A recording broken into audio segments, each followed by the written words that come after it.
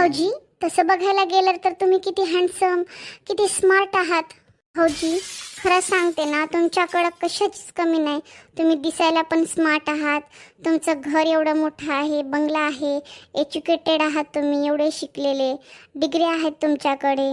Wow ना, super भाऊजी, खूपच भारी हा. अरे रोहिणी, किती तारीफ करतेस तू माझी. बस झालं.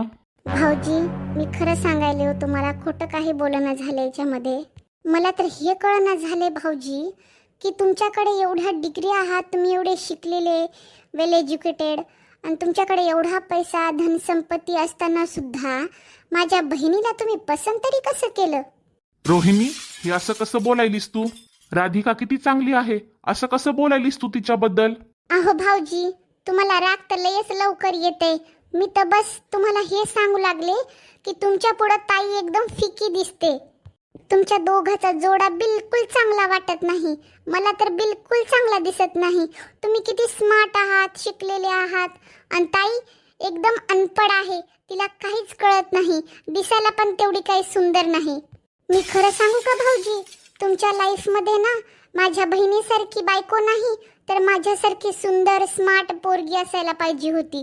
आता तुम्हालाच तरी माहिती आहे ना मी किती शिकलेली आहे.